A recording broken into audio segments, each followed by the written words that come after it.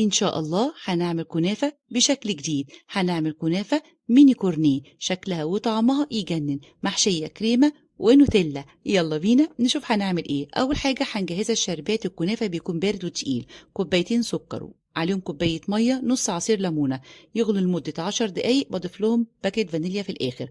عندي نص كنافة طرح تكون طازة بالشكل ده، باخد جزء والجزء التاني بلفه في فوطة أو كيس بلاستيك علشان ما ينشفش مني. بجهز بقى الإقماع الستانلس أو الكورنيهات الستانلس ديت، وعندي مية متلجة، وعندي خصلة كده من الكنافة تكون متوسطة. إيد بتلف وإيد بتتني بالشكل ده. أنا هعملها ميني كورنيه، يعني هاخد الجزء الصغير اللي تحت، ماليش دعوة بالجزء الكبير اللي فوق. أنا هعملها ميني صغيرة، حجمها يكون صغير. بقطع كده أي زيادات وبلي إيدي في المية واضغط عليها كده علشان تتماسك، وحاولي ان انت ما تزوديش ميه كتير عشان ما تعجنش منك. سيبيها دقيقتين بقى تنشف من الميه قبل ما تقليها في الزيت. عندي معلقتين من السمنه البلدي وعلى على نص كوبايه من الزيت، وابدا ان انا اقلي. وخلي بالنا عشان لونها بيتغير بسرعه، شايفين بيكون ذهبي جميل جدا. وخلي بالنا برضو واحنا بنصفيها. اول ما بتبرد بضغط عليها كده بتطلع معايا بكل سهوله.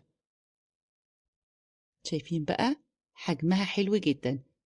خلصت كده طبعا مش كل الكمية دي، حوالي ربع كيلو وشوية. شايفين بقى الحجم جميل جدا. احنا اتعودينا على الحجم الكبير، الكورنيه كبير، بس اول مرة نعمل الحجم الصغير ده هيعجبكم قوي، شكل وفكرة جديدة. هنزل عليها بالعسل يكون بارد، والكنافة طبعا باردة.